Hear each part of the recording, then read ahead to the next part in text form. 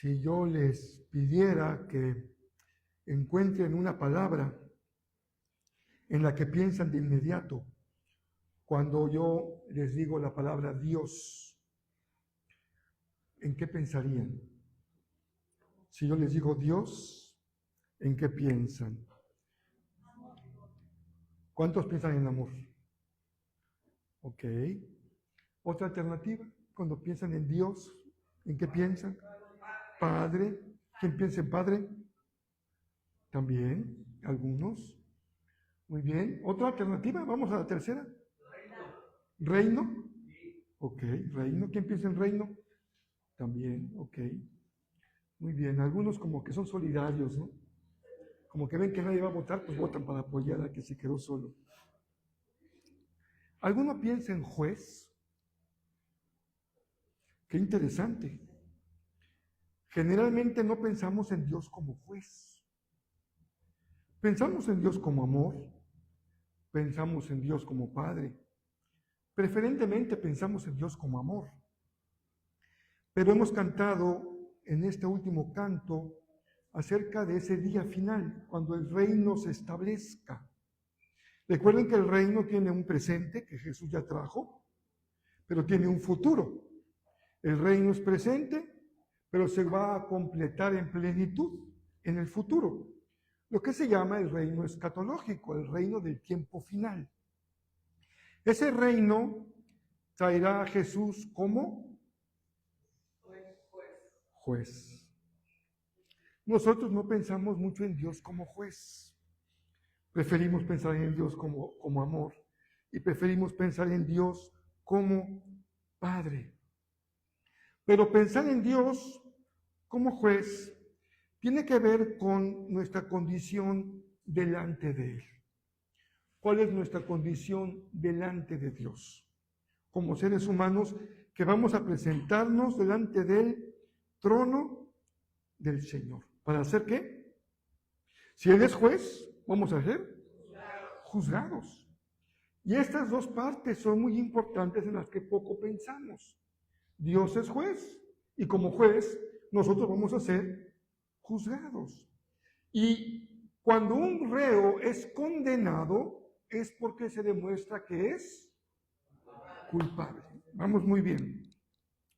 El juez tiene que ver con alguien que va a ser juzgado y ese que va a ser juzgado puede ser sentenciado porque es culpable. Yo me quedé pensando justamente anoche porque luego de repente los sábados como que algo me pasa en mi cerebro que quiere cambiar mi sermón. Y yo le digo, tranquilo, porque ya trabajé toda la semana. No se vale a hacer cambios de última hora. Pero pensaba yo, hermanas, ayúdenme. ¿Viven las mujeres la culpa diferente a los hombres? ¿O vivimos la culpa igual hombres y mujeres? Fíjense. Un dato interesante. Remontémonos hasta el principio de todas las cosas. Cuando Adán se comió el fruto prohibido, ¿no es cierto? Y Adán, pues, es responsable delante de Dios de aquello que desobedeció cuando Dios dijo, de ese árbol no. La desobediencia es infringir una ley. Y cuando alguien infringe una ley es culpable. Pero el malvado de Adán, ¿qué creen que hizo? Le echó la culpa a Eva. No es lo mismo ser culpable a que me echen la culpa. Recuerdo ese cuento de Pepito. ¿Se acuerdan que se los platiqué? A lo mejor no estaban dormidos ese domingo. Pero está Pepito oyendo una conversación de sus papás acerca de la historia que les platicaron en la escuela dominical el domingo a los niños, el pecado original, ¿no? Cuando Adán y Eva, la manzana, bueno, que no es manzana, pero bueno, la manzana. Yo estaba oyendo Pepito y le dijo a su hermanito, oye, creo que nos van a echar la culpa. Tú niégalo todo. Pepito, ¿quién se comió la manzana? Creo que nos quieren echar la culpa. Tú niégalo todo. ¿Viven ustedes la culpa de manera diferente a los hombres? ¿Los hombres tenemos más conciencia de culpabilidad que las mujeres? ¿Las mujeres viven menos la culpa que los hombres? ¿O al revés? Desde pequeñas les hemos echado la culpa, ¿no? Porque ¿qué es lo que hace la seductora? No es el hombre el que falla, sino esa malvada que se le atravesó. Tan inocente muchacho, ¿no? Pobrecito. La culpa la tiene esa mujer que lo hizo caer en tentación. No le alcanza para llegar al fin de la quincena. ¿Quién tiene la culpa? Que se va al Palacio de Hierro a gastarse todo lo que no debe. Pero más allá de las posibles diferencias que hay entre hombres y mujeres, también pensemos, ayúdenme a pensar en los cambios que ha habido históricamente hablando. ¿Creen que el mundo de hoy vive diferente la culpa al tiempo en que Jesús nos contó la historia que ahora vamos a leer? ¿Ha cambiado la manera en que el ser humano entiende la culpa y vive la culpa? Tal vez en el mundo de hoy lo que menos queremos enfatizar es la culpa. Hasta como que vemos mal que alguien quiera culpar a otro o asumir alguna culpa. ¿No es cierto? Los psicólogos nos dicen que si algo puede dañar a una persona es andar cargando un sentimiento de culpa. Y nos dicen, tienes que aprender a quitarte de encima esa pesadísima carga que llevas, que es la carga de la culpa. Cuando un matrimonio se divorcia y culpan a uno de los hijos, ¿saben lo que es vivir con esa culpa? Cuando un niño o una niña es tomado como excusa para que un matrimonio se disuelva, lo que es vivir con esa culpa. O cuando en el matrimonio uno culpa al otro, generalmente, ¿qué creen que pasa? ¿Se culpa uno al otro o no? Si yo estoy comiendo con ustedes unos ricos pozole o verde, no. Y estamos en la sobremesa platicando los matrimonios. Siempre el esposo dice, pastor, yo tengo la culpa. Y la esposa dice, no, mi amor, no te me adelantes. La culpa la tengo yo. ¿Qué tan frecuentemente pasa esto? En las películas de Walt Disney más o menos frecuentemente. Pero en la realidad generalmente pensamos que la culpa siempre está en el otro. Si no fuera por, yo sería feliz. Si no fuera por, yo sería realizado. Si no fuera por, yo sería muy contento. Si no fuera por, entonces la culpa resulta ser algo con lo que nos cuesta trabajo vivir y entender. La culpa. ¿Les parece bien que hablemos hoy de eso? Y espero en Dios que les ayude en algo a entender la perspectiva de Jesús respecto a el juicio de Dios y respecto a la culpabilidad humana. El juicio de Dios y la culpabilidad humana. Sobre eso enseña el texto de esta ocasión. Está en Lucas 18, 9 al 14. Jesús y el verdadero y el cambio verdadero. Hay dos imágenes delante de la imagen de esa imagen de Jesús. Jesús y el cambio verdadero. Lucas 18, 9 al 14. Uno de ellos es al frente, con sus manos levantadas orando. El otro está inclinado de rodillas, con sus manos hacia abajo, su cabeza inclinada, orando. Dos imágenes distintas en esa lámina con la que empezamos hoy. Pero vamos al texto bíblico. Lucas 18, 9 al 14. Jesús le gustaba mucho contar historias. Y hoy vamos a una historia. Lo que aquí voy a leer no pasó. Estos personajes no son reales, son una historia. Pero verán la importancia que tiene que podamos aprender de historias. Luego Jesús contó la siguiente historia a algunos que tenían mucha confianza en su propia rectitud y despreciaban a los demás. Mucha confianza en su propia rectitud y despreciaban a los demás. 2 hombres fueron al templo a orar. Uno era fariseo y el otro era un despreciado cobrador de impuestos. El fariseo, de pie, apartado de los demás, hizo la siguiente oración: te agradezco, Dios, que no soy como otros, tramposos, pecadores, adúlteros. Para nada soy como ese cobrador de impuestos. Ayuno 2 veces a la semana y te doy el 10º de mis ingresos. En cambio, el cobrador de impuestos se quedó a la distancia y ni siquiera se atrevía a levantar la mirada al cielo mientras oraba, sino que golpeó su pecho en señal de dolor mientras decía: oh Dios, ten compasión de mí, porque soy un... Los que hayan sido parte de la Iglesia Católica y han sido participantes de la misa, saben que parte de la misa está en la oración del pecador. Sé propicio a mí, pecador. Esta oración se convirtió en parte de la liturgia de la Iglesia Católica, la confesión del pecado. Verso 14. Les digo que fue este pecador y no el fariseo quien regresó a su casa justificado delante de Dios. Pues los que se exaltan a sí mismos, gracias Señor que no soy como Él, serán humillados, y los que se humillan serán exaltados. Acompáñenme a orar. Padre, seguramente tú tienes para nosotros hoy una palabra para nuestro corazón. Queremos escucharte.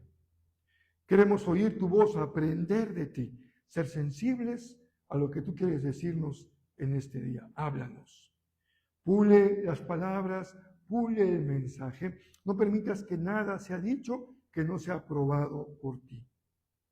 Perdona cualquier deficiencia, Señor, a la hora de exponer el mensaje. Te ruego que tú permitas que tu palabra pueda caer en buena tierra y dar fruto abundante. En Jesús, tu Hijo amado, oramos. Amén. Me parece muy interesante la manera como empieza el texto bíblico, cómo empieza la historia. Porque Jesús pone a estos 2 hombres en un contexto muy especial. Ambos están ¿dónde? En el templo. Y ambos están haciendo lo mismo. ¿Qué están haciendo? Orando. Hay 2 personas en el mismo espacio, el templo, con una misma actividad, orando. Los fariseos eran la imagen de la persona más exitosa en Israel. Nosotros hoy los vemos con los ojos de los cristianos, generalmente vistos como personas que están equivocadas. El fariseo es el ejemplo perfecto de alguien que está equivocado. Pero en el tiempo de Jesús, el fariseo era justamente el modelo aspiracional. Lo máximo a lo que alguien podía llegar en su vida era ser como un fariseo. Generalmente eran personas muy sólidas, muy firmes, muy exitosas, prósperas, con liderazgo social y con liderazgo religioso. Muchos de ellos eran auténticamente interesados en ser fieles a Dios, en cumplir con la palabra. Esta expresión de ayunar 2 veces a la semana no estaba en la ley, pero era un plus que ellos habían puesto a su fe, porque enriquecían su fe teniendo una práctica de ayuno mayor que los demás. Y eran muy estrictos en cumplir con su ofrenda en el templo, que era la ofrenda del diezmo. Así que eran personas que realmente significaban una aspiración muy alta para cualquiera de los que crecían en el mundo de Israel. Si entendemos esto, entenderemos el impacto terrible, ese golpe demoledor a la base de la creencia de los judíos, cuando Jesús habla de este hombre que regresó a su casa de una manera y el publicano que regresó a su casa de otra manera. ¿Cuántos domingos tiene usted asistiendo a la iglesia? Desde que creyó. Pastor, no me alcanzan los dedos de la mano. Y yo nada más he contado hasta 10.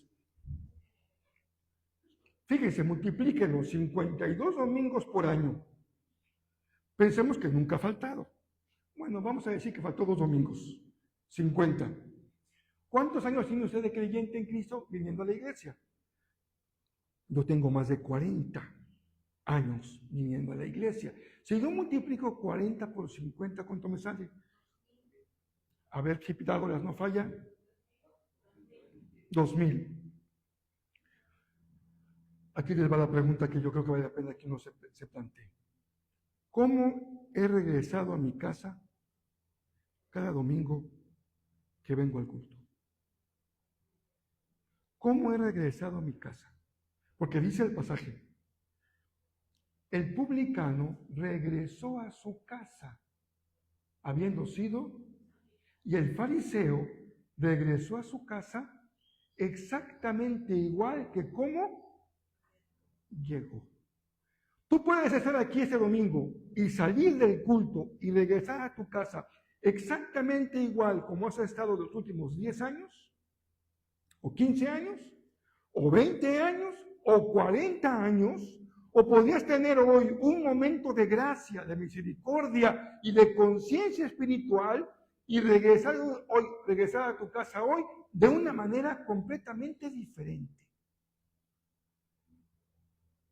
Yo anhelo que cada domingo en que nos reunimos para escuchar la palabra del Señor de una manera o de otra, al salir de ese lugar, podamos decir, Señor, gracias, porque estás haciendo tu obra en mí. Porque paso a pasito, momento a momento, en un proceso de vida, tú estás transformando mi vida, estás transformando mi corazón, me estás convirtiendo en una persona diferente. Pero la historia de hoy, usted ya la vivió. Porque yo creo que la mayoría de ustedes ya han experimentado este aspecto de la salvación de la que voy a hablar hoy. La salvación es un gran paquete. La salvación es como una gran bolsa. La salvación es como una figura con muchas caras. La salvación es regeneración. La salvación es santificación. La salvación es justificación. La salvación es muchas cosas. Una de ellas que está asociada, que tiene que ver con Dios como juez y con el juicio de Dios, es el aspecto de la salvación que se llama justificación. Y Pablo dice, justificados pues por la fe. Justificados pues por la fe. El Señor obra en nuestra vida para que entre las muchas cosas que suceden cuando el Señor viene a rescatarnos, una de ellas tiene una faceta, un aspecto de carácter legal, que sucede una sola vez y para siempre. La salvación no es la misma cuando usted creyó al presente a cuando el Señor venga por usted. Espero que así sea.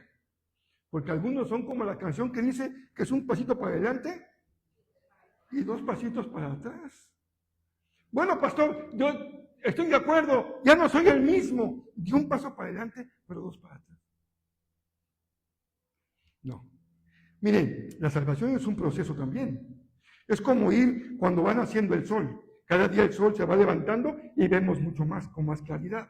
La salvación, cuando empezamos a seguir a Cristo, apenas es un aspecto pequeño que conocemos del Señor. Él empieza a regenerarnos, a darnos una vida nueva y un proceso de santificación que es parte de la salvación.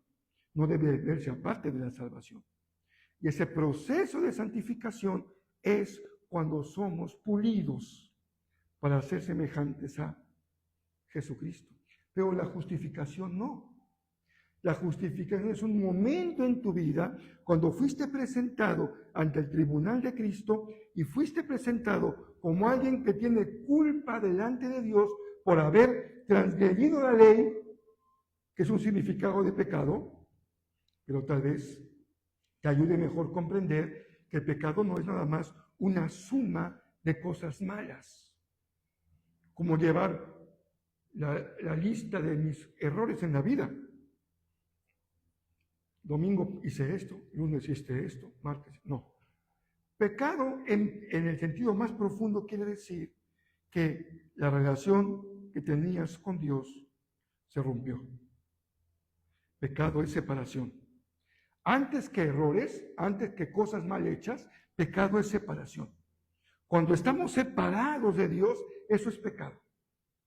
Y lo que es la salvación es una restauración de la relación. Salvación es que esa relación que estaba rota se ha restablecido mediante la obra de Cristo en la cruz del Calvario. Por eso algunos incluso dicen, por eso la cruz tiene en ese madero horizontal, un lado hacia acá apunta hacia el hombre y un lado hacia acá apunta hacia Dios. Bueno, no, corrijo, es más bien el madero vertical. Un lado hacia abajo apunta hacia el hombre y el lado hacia arriba apunta hacia Dios. Porque la cruz es reconciliación. En la cruz nos encontramos con el Señor mediante la obra maravillosa que Cristo ha hecho. Salvación es reconciliación. Ya no estoy lejos de Dios, ya no estoy separado de Dios, ya estoy reconciliado con Dios. Ese momento es uno. Dice la palabra que hemos sido justificados. Quiere decir, hemos sido declarados justos. Es como cuando usted dice, nada me debes. ¿Estamos? En paz. El Señor me dice, nada me debes, Rafael.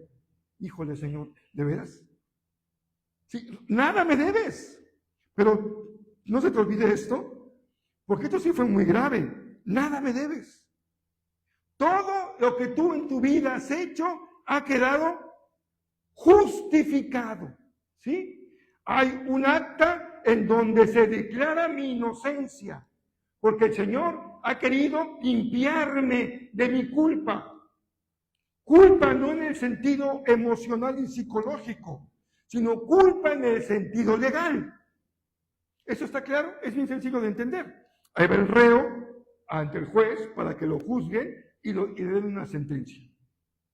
Y el juez dice, este hombre es culpable, va para la cárcel. Pero el reo no se siente culpable, él se siente inocente. O la inversa. El juez dice, este reo es inocente, va para afuera, pero el reo se siente culpable. No es lo mismo mi condición objetiva frente a la ley, no es lo mismo mi condición objetiva frente a la ley, soy inocente o soy culpable, y mi condición emocional interna frente a el veredicto del juez. ¿No es cierto que sin que tú seas culpable, como Pepito, alguien te echó la culpa y andas cargando una culpa que no te corresponde?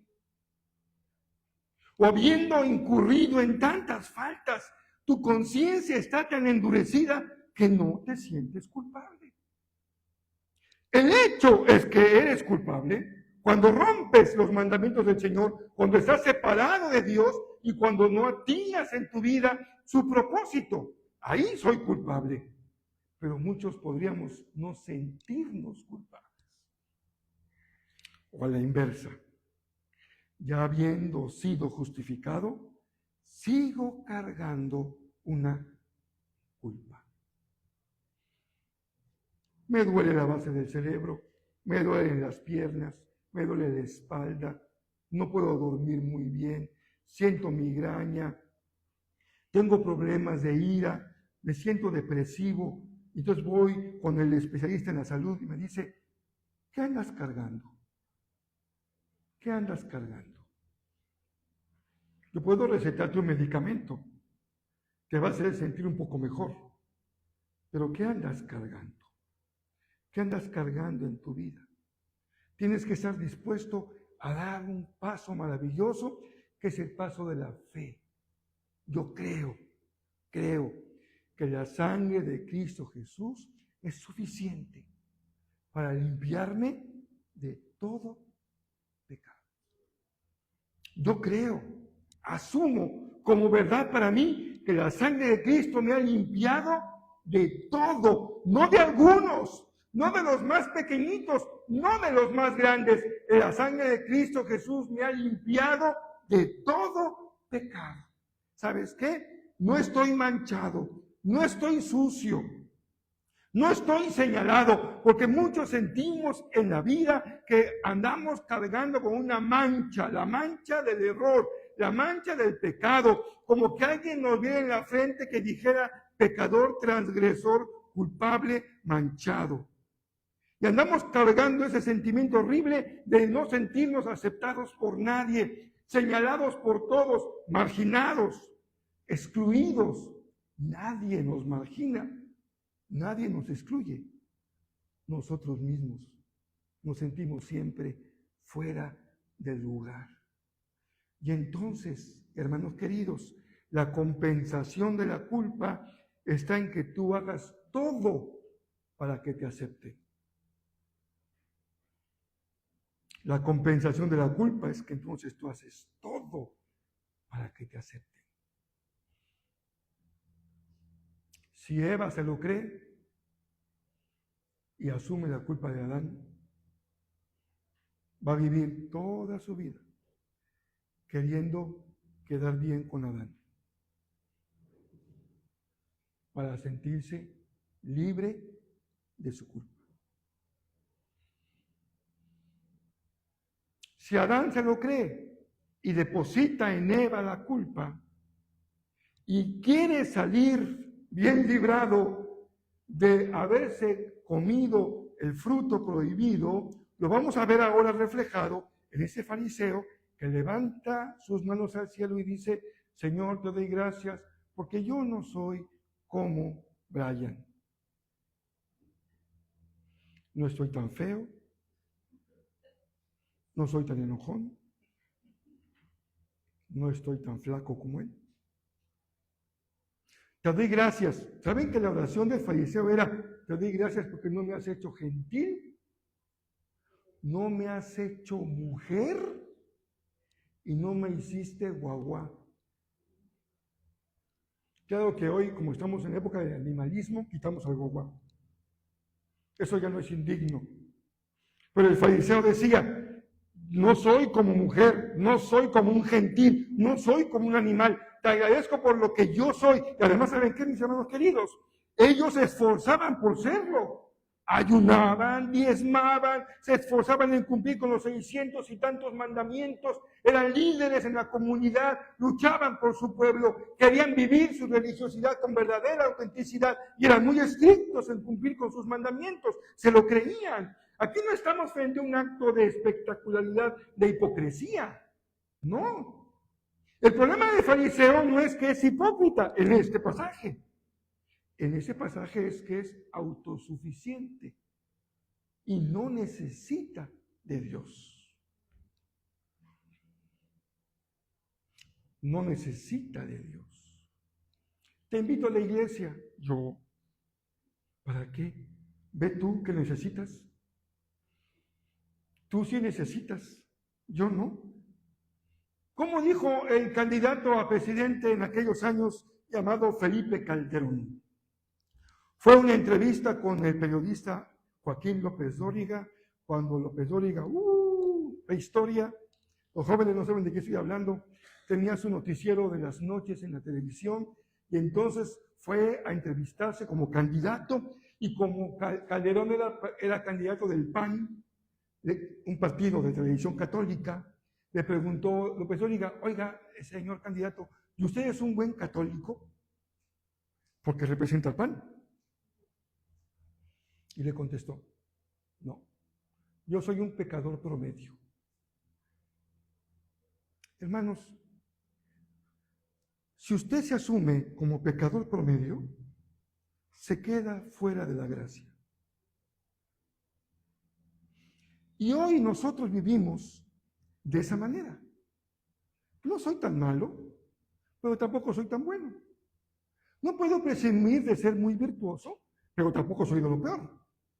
No soy pésima persona, soy más o menos una persona normal, un pecador promedio con virtudes y defectos. Y si tú te colocas en ese lugar frente a Dios, no te hace falta la gracia. ¿Por qué? Porque no te sientes culpable.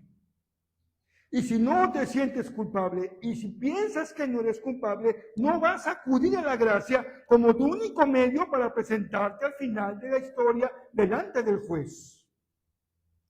Porque todos llegará el día en que seamos juzgados, como hemos leído en el Apocalipsis, todos sin excepción. Llegará el día en que seamos juzgados. Y el primer juicio es el juicio del que estamos hablando hoy, el juicio de la salvación. Cuando seamos juzgados por si fuimos justificados o no fuimos justificados. Si yo fui justificado, fui declarado justo. Y en ese momento, desde ese momento hasta que Cristo venga, soy declarado justo delante de Dios. Es un momento que se vive y que no cambia. Es para siempre. La justificación, que es un aspecto importante de la salvación. Pero yo sé que ustedes han vivido esto. Me queda claro. Viendo cada rostro, casi puedo asegurarles que no hay aquí una persona entre ustedes que no haya sido justificado. Usted creyó hace 10, usted hace 5, usted hace 3, usted hace 2, usted hace 1, hace 6 meses, no importa. Pero todos hemos vivido una experiencia de la salvación y de la justificación. ¿Quiénes de ustedes son salvos? A ver, espérenme. Si no, tengo que cambiar mi sermón completito y hacer un mensaje evangelístico. Nunca duden de contestar esa pregunta. Nunca duden. Es como si yo les preguntara, ¿son guapos? Pero por supuesto, pastor. No tengo la menor duda. Cuando yo les pregunto, ¿son salvos? Yo les puedo decir, levante su mano el que es salvo. Es como decir, cierro mi Biblia, se acabó el sermón. Porque ustedes saben qué es la justificación. Porque han vivido la justificación. Porque se ha realizado en ustedes el acta de liberación. Han sido perdonados. Han sido declarados justos. Y decimos, gloria al Señor. Porque todos hemos sido declarados justos delante de Dios. No tenemos deuda. Nada le debemos al Señor porque Él pagó por todos nuestros pecados. Pero me interesa mucho que todos vivamos lo que empezó diciendo Jesús en la historia. ¿Cómo regresaste a tu casa después de estar en la casa del Señor?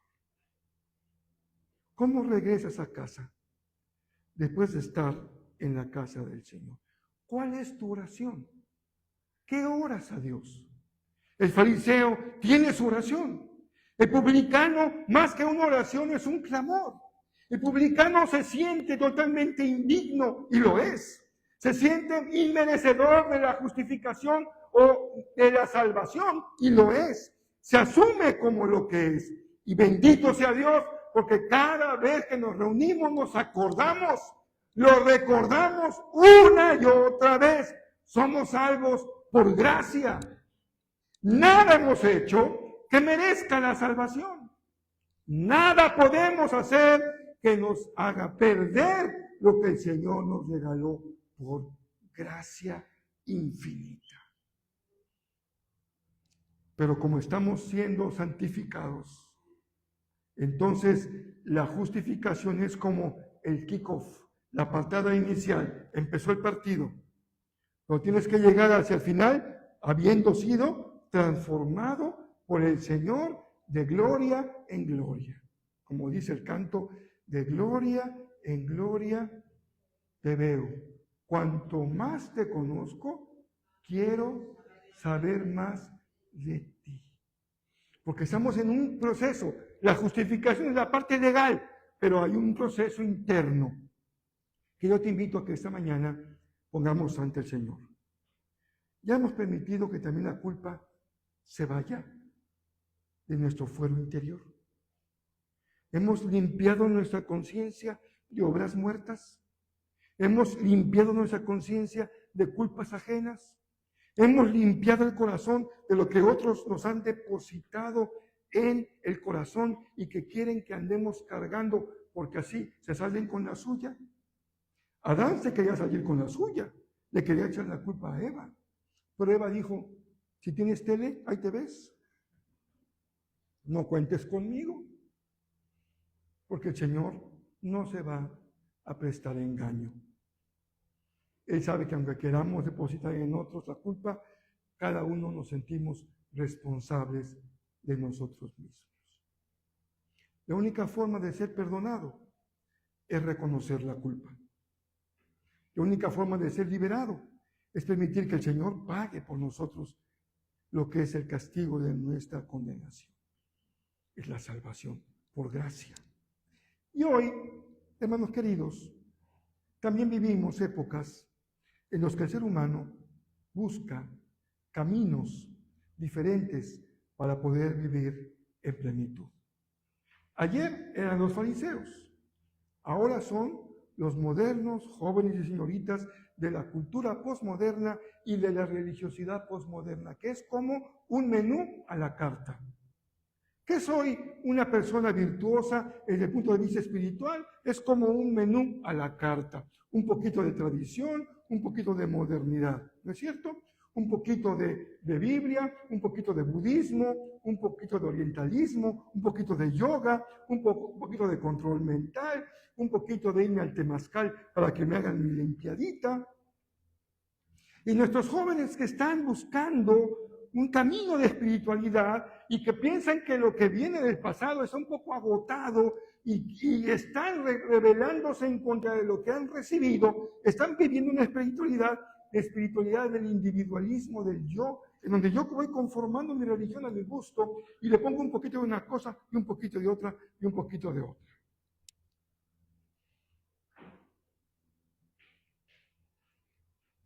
El fariseo de ayer quiere cumplir con todo lo que dice la ley. El fariseo de hoy, ejercicio, dieta, vida saludable, ecología, animalismo, orientalismo, open mind. Vamos conjuntando nuestro menú para sentirnos personas virtuosas, que hemos ganado un lugar en la pirámide de la espiritualidad.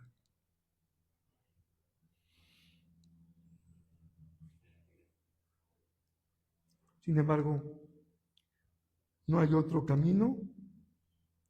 Yo soy el camino, la verdad y la vida. Nadie, si no es por mí. Si no es por mí. Quiero compartirles este salmo, porque este salmo que ustedes conocen de memoria es muy claro acerca de lo que hemos hablado el día de hoy. Algunos seguro lo pueden decir de memoria porque es un salmo muy apreciado, muy conocido y además es una joya desde el punto de vista literario, como una poesía que encontramos en la Biblia.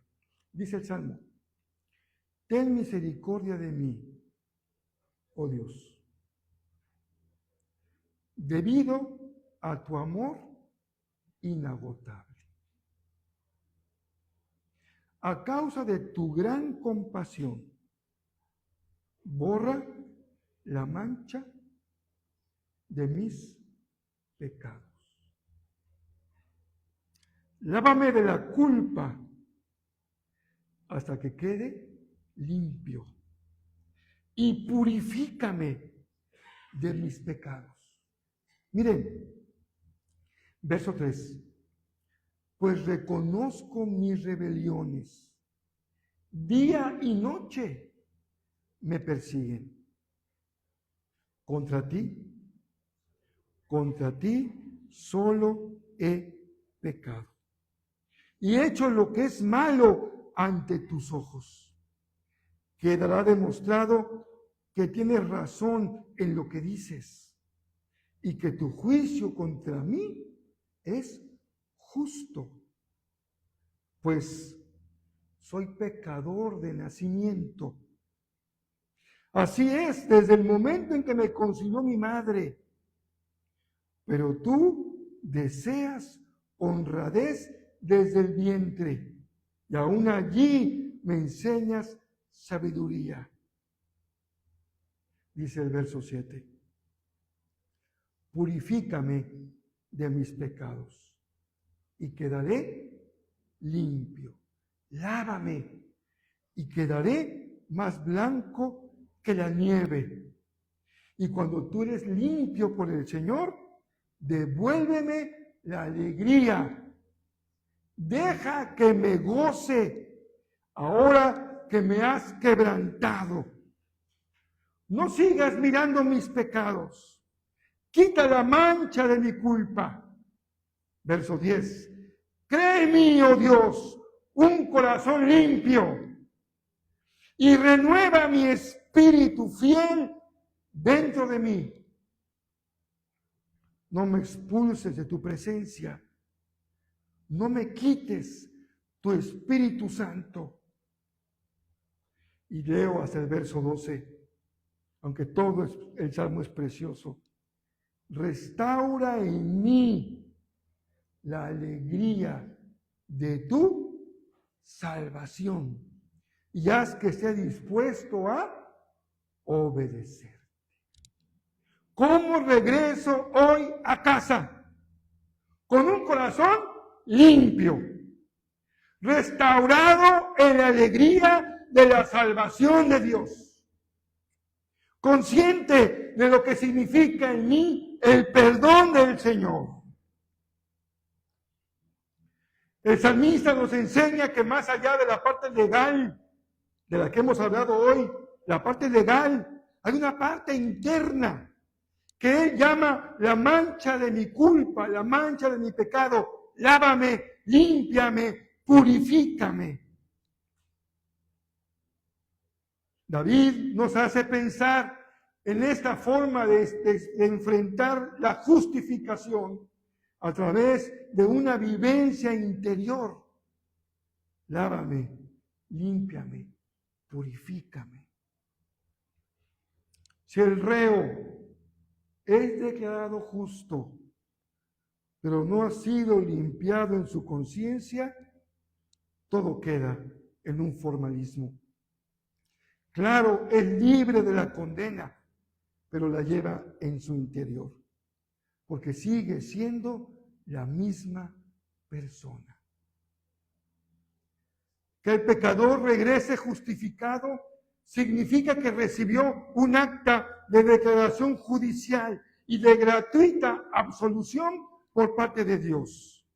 No, el publicano no está viviendo una reforma moral interna, no está cumpliendo con la ley, está recibiendo un regalo que no merece, una fe que él reconoce como algo que no tiene, pero que apela de manera exclusiva a la gracia propiciatoria de Dios. Ningún ser humano tiene forma de negociar con Dios su estatus frente al Creador. El fariseo, tristemente, espero que no sea tu caso hoy, regresó a su casa igual que como llegó. Exactamente igual.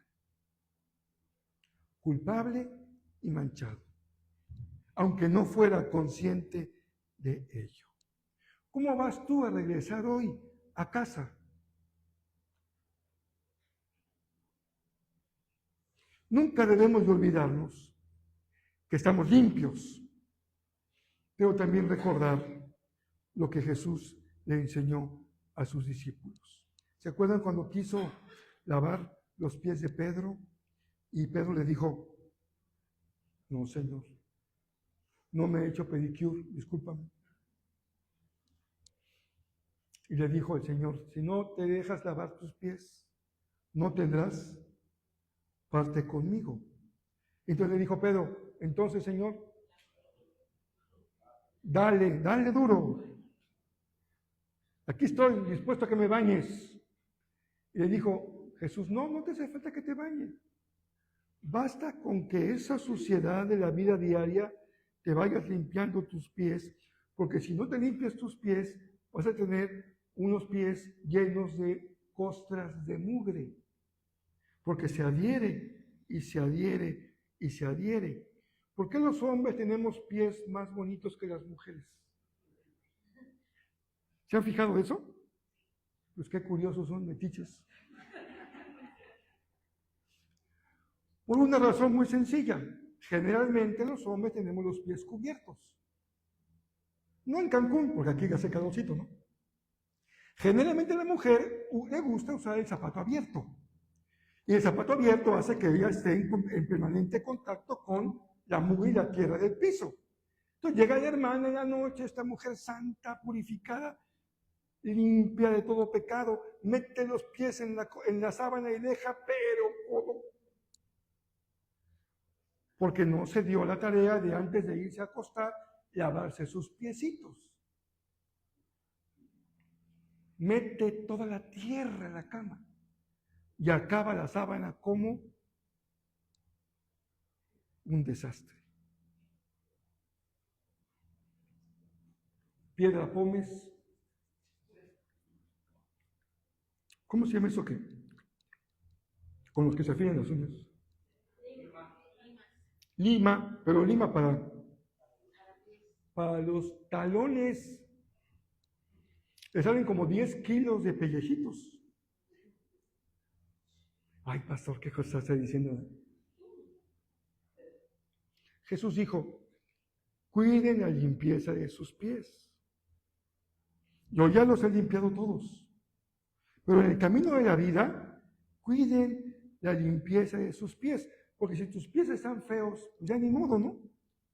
¿Qué hacemos? Pues váyate al cirujano plástico. Tengo 11 dedos en lugar de 10, bueno, que le quiten uno.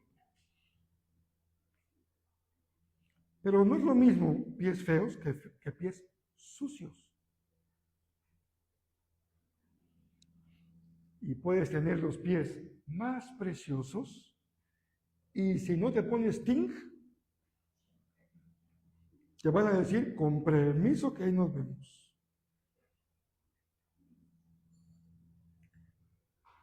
Estamos hablando de la limpieza espiritual. ¿Cómo vas a regresar a tu casa hoy? El fariseo dijo, no me hace falta nada. Hermanos, ¿no puede ser ese el pecado del cristiano? No me hace falta nada. Tengo todo. Yo no soy como mi vecino, mi vecina, mi primo, mi prima. Yo no soy como yo sí leo mi Biblia, yo hago mi devocional. Es más, hasta escucho las meditaciones del pastor y eso ya es grado supremo de sacrificio. Yo no soy como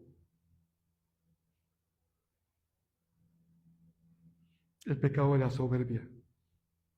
El que se humilla será, pero el que se enaltece será humillado. Siempre abajo, nunca arriba. ¿Cómo vas a regresar hoy a tu casa? Espero que hoy el Señor ponga en ti el deseo de que puedas vivir en plenitud, no solamente tu justificación legal, sino tu experiencia personal interna de verdadera limpieza espiritual. Si ya hiciste la oración del publicano, bendito sea el Señor. Estás perdonado y estás limpio. Y por el amor de Dios, no caigamos en la tentación de hacer la oración del fariseo, sino la oración del publicano. Señor, solamente tú sabes en qué medida y de qué forma necesitamos hoy recordar, vivir, experimentar la gran bendición que tú nos has dado de haber sido justificados de todos y cada uno de nuestros pecados. Permite que cada uno de nosotros nos sintamos tan dichosos, alegres, felices de sentirnos limpios, transformados, justificados, santificados por la obra maravillosa de tu Espíritu Santo. Que ninguno de aquí se vaya sintiendo duda, incertidumbre respecto al día en que será juzgado. Que todos aquí salgamos con la certeza absoluta de que Jesús murió por cada uno de nosotros y hemos sido limpiados con su sangre preciosa y hemos sido justificados de todo pecado. Pero si hay una persona aquí en este día, una persona aquí, que no está segura de su salvación, que no está segura de haber sido justificado delante de Dios, yo te invito a que en este día no te vayas a tu casa así como llegaste. Si alguno está cargando con alguna culpa pesada en su vida, yo te invito a que no te vayas a tu casa así como llegaste. Si alguno ha vivido su vida cristiana con la misma superficialidad de aquel que dijo, soy un pecador promedio, no te vayas a tu casa así como has llegado. Que todos y cada uno tengamos como ejemplo maravilloso, como inspiración de nuestra vida, aquel que pudo decir, Señor, sé propicio a mí, que soy un pecador. Gracias, Padre, por tu palabra. Te bendecimos con todo nuestro corazón. Lloramos en Jesús, tu Hijo amado. Amén.